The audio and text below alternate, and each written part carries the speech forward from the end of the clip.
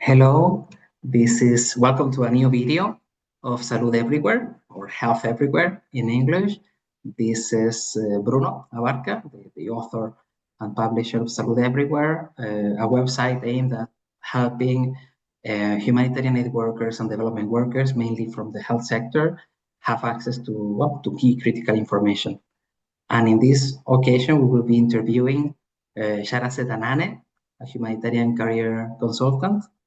I don't know, Shahrazad, if you could introduce yourself and let us know a bit more about you, and then we will continue. First of all, thank you very much, Bruno, for this invitation and for this opportunity to discuss. And I'm Shahrazad Anan. I'm a humanitarian. I have been working in the field for more than 15 years, accompanying communities. I have been managing projects and programs in different parts of the world. A few years ago, it was time for me to change careers, to transition, and I founded a humanitarian career consultant. The objective is to support aid workers, aid professionals in managing their careers, managing their transition and repositioning and leadership trajectories. So this is why I'm here today.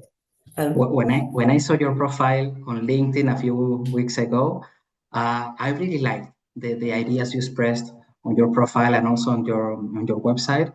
And I thought it could be wonderful to have a conversation with you like this. First, so that we can, I would like to have your views and your opinions on how the current crisis in the humanitarian sector is affecting humanitarian staff. Then I think it would also be very interesting to know a bit more about how people who are facing very difficult situations right now can consider options and how to navigate this complex situation, okay?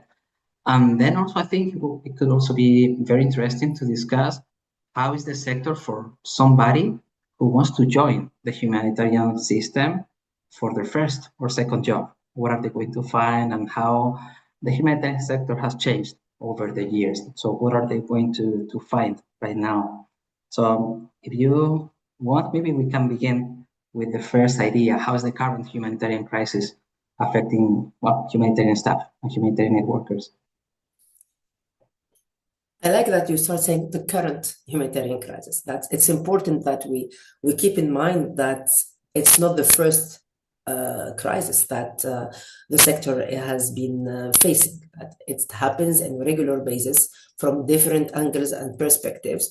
That it could be political, it could be financial, it happens more than once, and it could be environmental. So yes, it's not the first crisis. This one is perceived to be pretty difficult one to navigate. It came very sudden, so at least this is how it was perceived.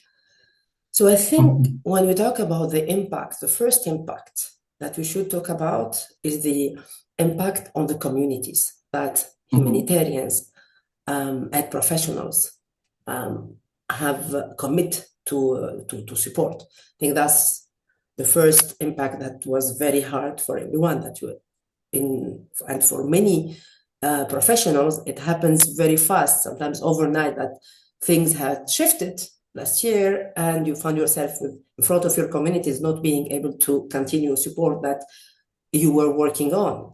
And this is very hard.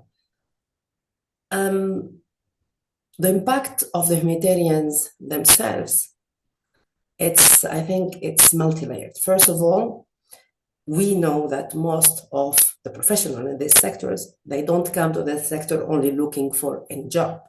We talk about vocation, about willingness to help others. A sense of purpose in many cases. A sense of purpose, exactly, that I want to have an impact, I want to help communities. And this shapes also our identity. It's a job that shapes our identities profoundly. It gives us this sense of purpose, as you say, and not being able to do it anymore, or finding yourself, as I said, in front of your communities and the people, and you see the suffering and you cannot do anything in a sudden way, could be very hard on our mental health, on our emotions. No.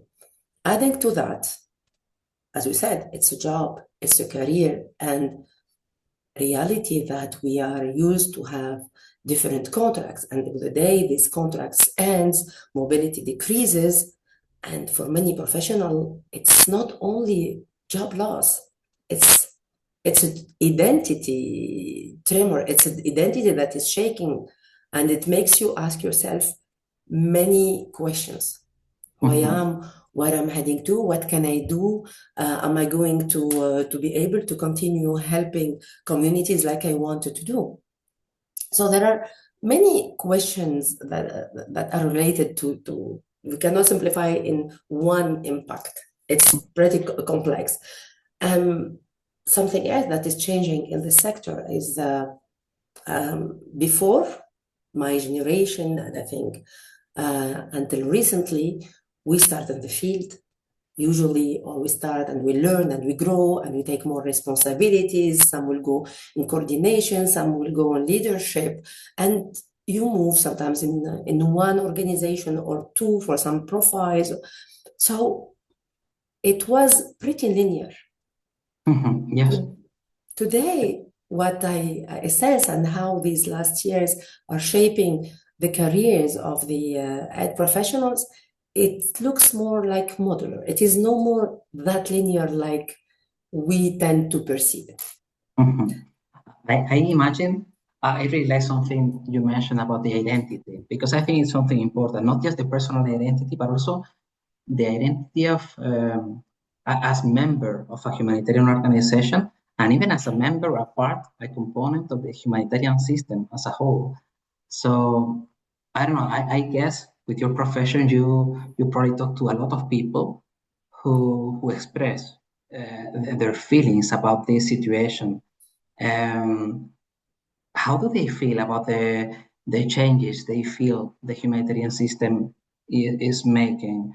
Are they comfortable with it? Because I can give you my personal opinion, of course, but I would like to hear from, well, for example, sometimes I feel I don't recognize how the system is reshaping itself right now, because there are like many principles and standards and that I took as granted. I took as the basis of everything we do. And right now I see that many of these aspects may change if the financing system of the humanitarian, well, the financing ways of the humanitarian system continue, which were not perfect, continue changing. So I don't know what is your view? There is clearly a lot of frustration. It is that I heard, especially since January 25, since the funding cuts. There's a lot of frustration, uncertainty, clearly about how this is going, how the sector is evolving to where. Of course, for many there is also ethics questioning, and there is.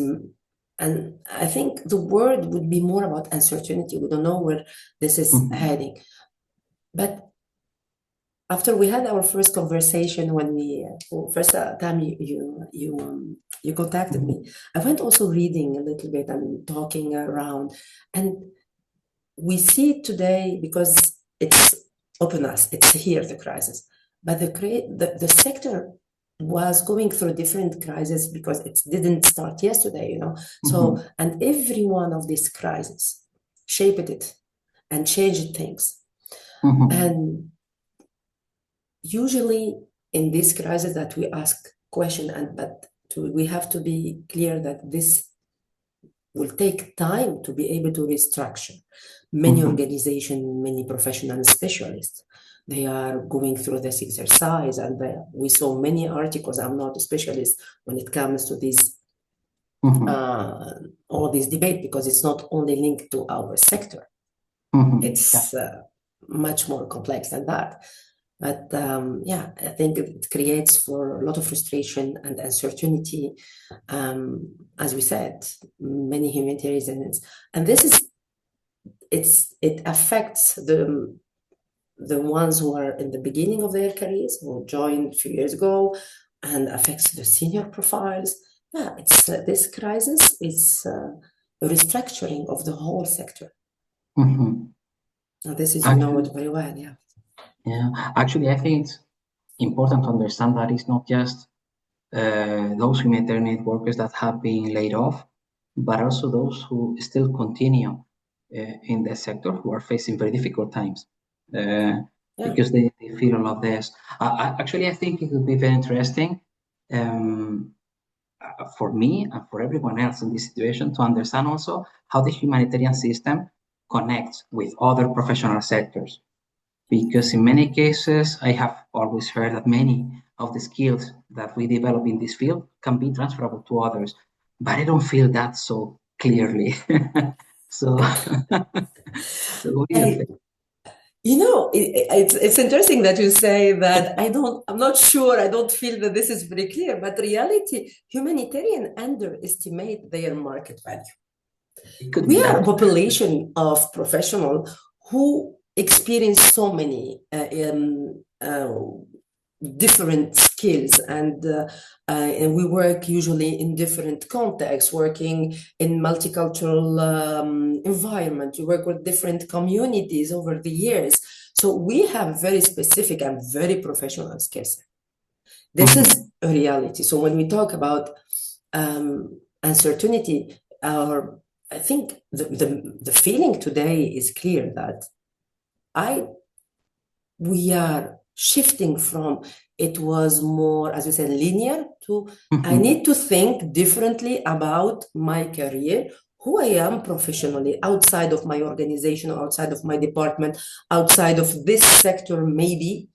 And sometimes not sometimes, very often, Bruno, when you are in the field, you are focusing on your objectives, focusing how to help communities. Do you really have the time to stop and to think about, okay, let's update my CV out of the blue, check what are the competencies I acquired the past month.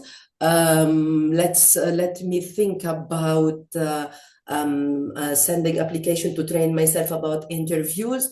No, we don't think about that. We are in our career, we are in our helping, we are supporting, we are with our objectives, and we all know that it's a lot of work. It's not 9 to 5.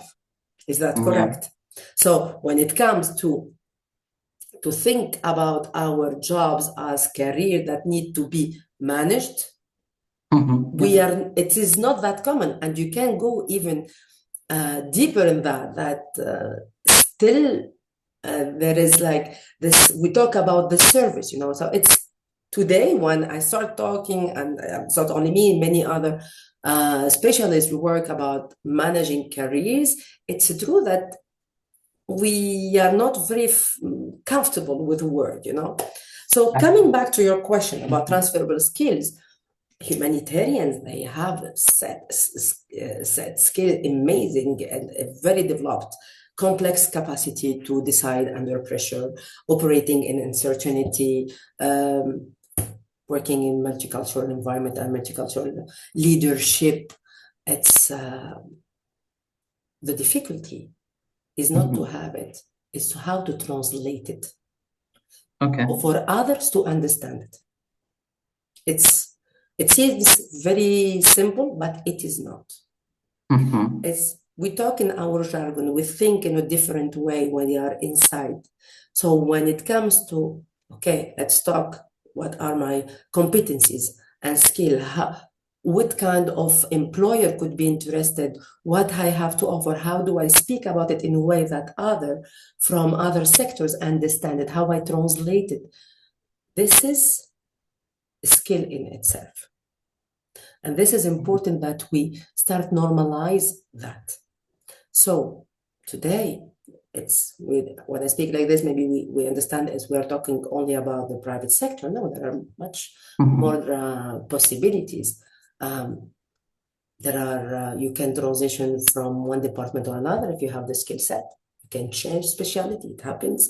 You can transition from the pure humanitarian to universities, to foundations, to other philanthropic organism, associated, local association. There is opportunity there.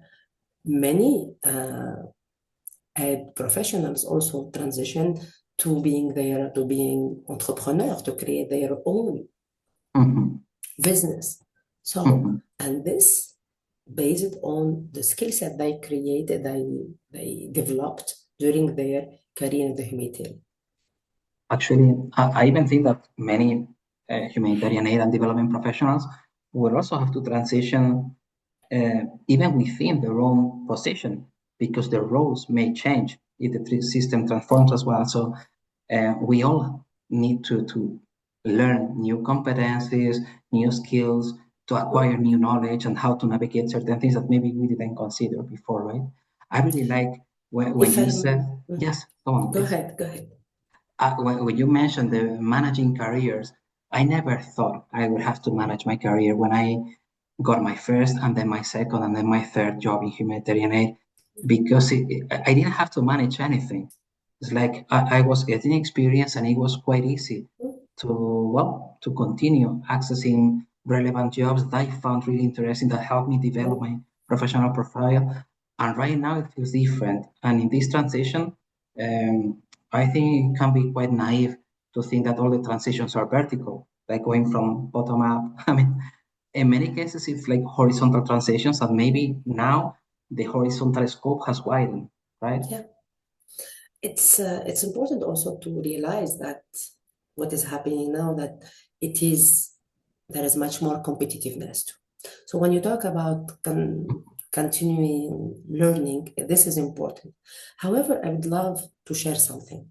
Sometimes we go for what we know. So many aid professionals, when they found themselves at the end, suddenly their contract ends, and there is no clear view on where you are heading to next.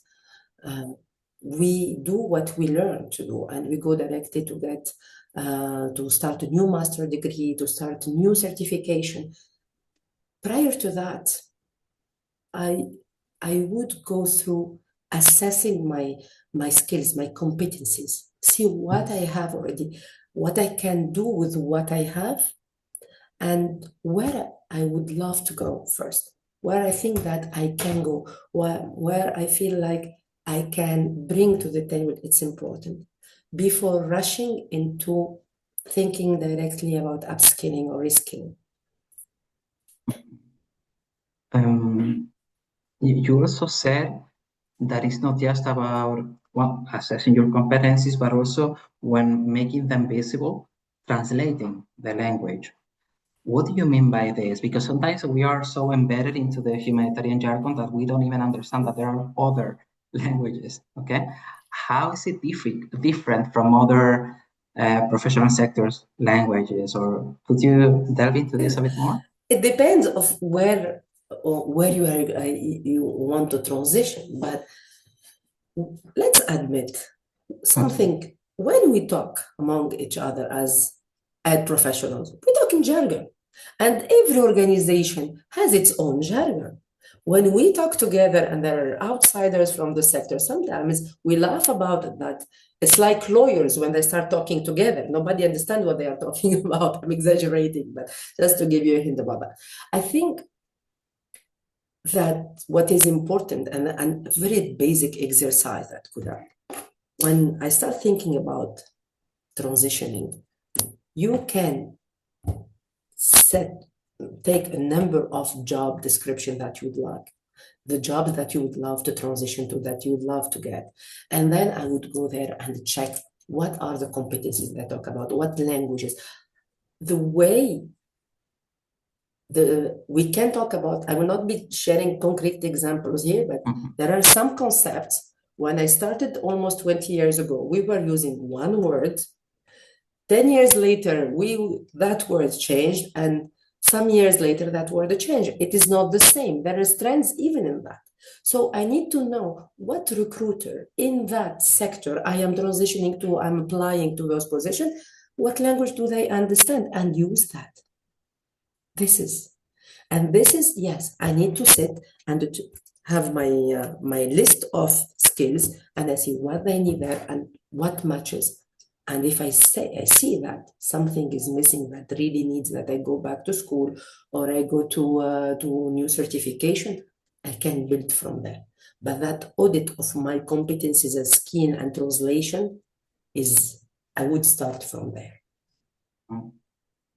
Thank you. Actually, I think all of this can give a lot of peace of mind to many people who may stress a lot about the situation or maybe about thinking of themselves.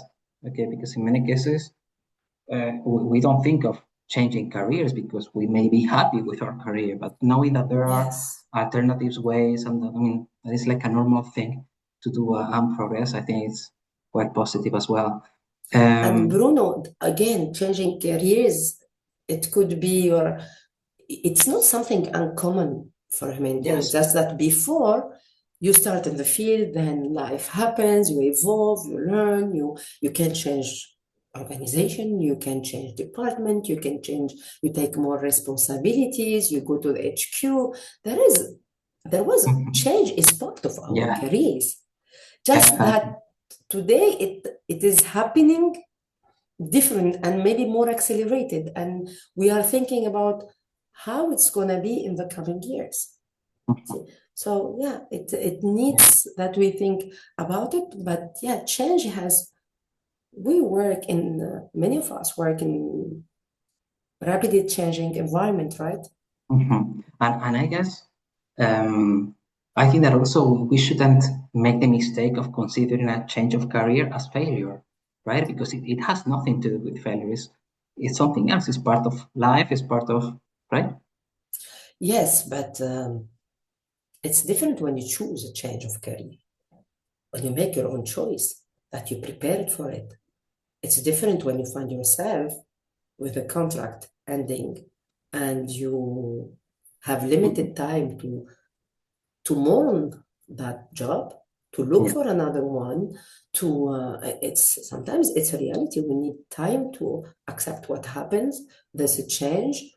What does it mean to translate it? We need also to respect our own rhythm, how we deal with that.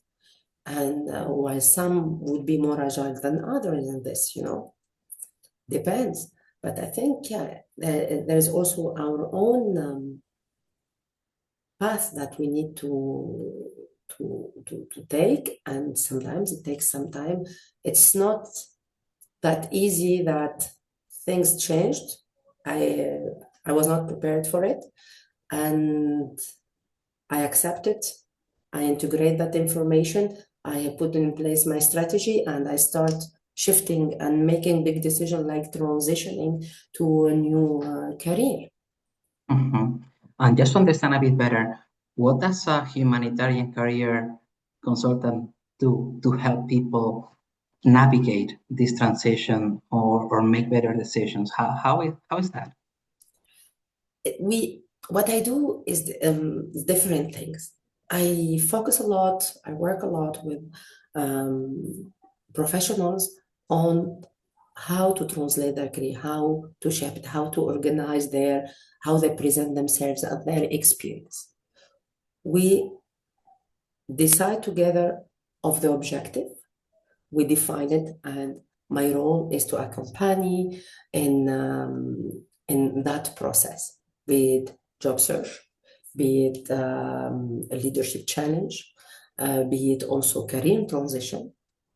And we talk about career transition in all the different, as we said before, it could be within the same organization, within the same sector, or beyond, and to universities, to foundation. So what I do is to accompany and to offer support. It's a partnership that I build with the professional, and we work in a strategic manner to get to their objective. That's what I do. Concretely, if we talk about, as we are talking about job search, there is if the person contacts me, usually this person is facing some difficulties to land the position or to evolve in their career the way they are willing to. So my role is to start with an audit, to support in defining the goals, or to get clarities. Because as we said, we are not all equal, and we don't have all the same speed on how we evolve. This is more complex. So I work on with them how to build their CV in a way that speaks the language of the recruiter, of the sector, of the industry they are applying to, prepare for an interview, prepare, we talk about visibility. This is, for me, is key, especially now, and more professionals from the ed sector are paying attention to that. Being LinkedIn or beyond, it's not only LinkedIn. When you talk about visibility, there is the digital visibility for sure, but there is also networking. It's about reaching out to others. There are a lot of possibilities for that. So this is important that we keep in mind. I think today visibility has become key to our career management. I also I accompany women in when they take more responsibility. Sometimes we need this onboarding phase, a companion that we trust, who support us. I mentor. So this is what I do. And that's why I have been talking over the past year with different professionals with different background and at different stages of their careers. That's why when you contacted me, I accepted to share my experience without being the big analyst of the sector crisis. But what I'm sharing is what I'm listening, what I have been exchanging on. Yeah, I guess that experience and empathy also help a lot with this. So I would also like to talk because I mean we have begun talking about the situation, the how to navigate or the current humanitarian crisis for those who are in the humanitarian sector. But I would also like to talk about those students, those individuals that are considering to enter the humanitarian system, which is something I find fascinating. It's always been flawed. I mean, let's not idealize humanitarian aid because of course it has problems, but I found this career fascinating and I still do. And yet sometimes I find it difficult to provide guidance or advice to new professionals because my experience was different from what they are going to find today. So how do you deal with this? What type of advice or support do you provide to new professionals wanting to enter the sector? I think that first of all, the sector will always need newcomers, right? This is how all sectors evolve, right? And I agree with you. It's a fascinating career helping others. It's a chance that we have, but it's also a professional career. So the way recruitment was being conducted 20 years ago is not the way recruitment has been conducted 10 years ago. And clearly that things have even changed since last year. And this is like any sector, any job, it's evolving. So this is and will continue to evolve. And now with AI and technology, it's continuously evolving. So for me, of course, I'm being contacted with aspiring ed workers who are now they will be studying their master's degree and in humanitarianism, and they dream about joining the workforce in the sector.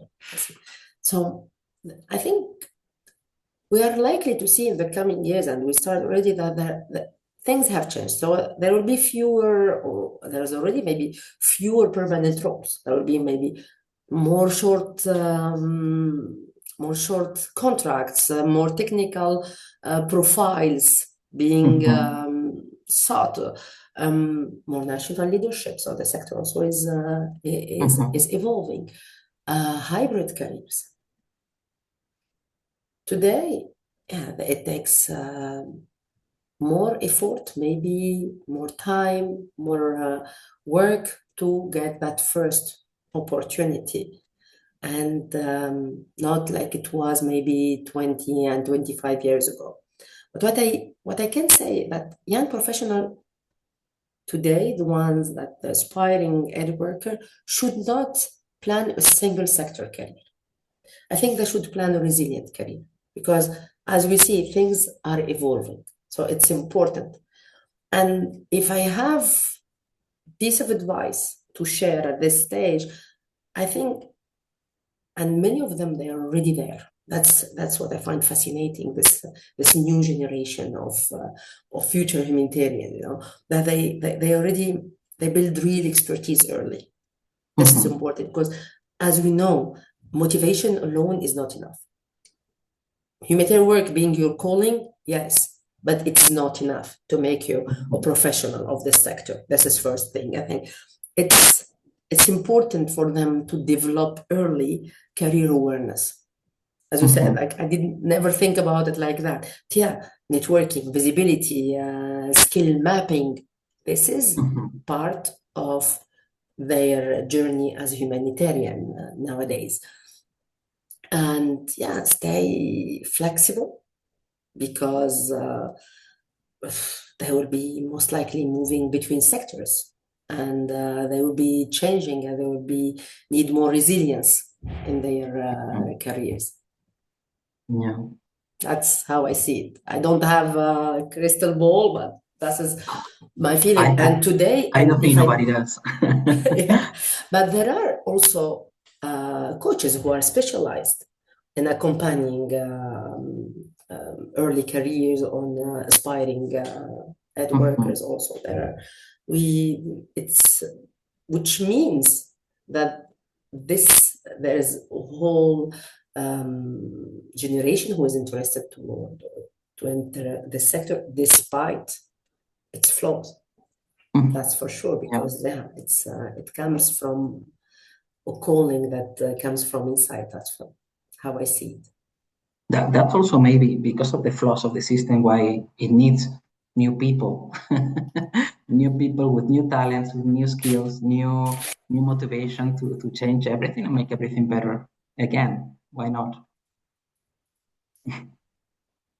I'm thinking. I believe that change is part of it already, and that will be changing for what we would see as better, and there are changes maybe some will be less comfortable with, but which is sure as change means that the system is alive and questioning itself, and it's continuing. The most importantly is to be able to support the ones who are in need. Well, Sherazad, thank you very much for your time. Okay, I really value all the advice and all the insight that you have provided into this important topic, I think. Well, I hope this will also help many of our colleagues in the sector too. Thank you very much, Bruno, for this opportunity and to allow me the space to brainstorm together and to share. Thank you so much. It's a pleasure, and thank you also for what you are doing for this for the humanitarians with your website. It's a small effort, a small thing in the internet. Thank you very much. Thank you.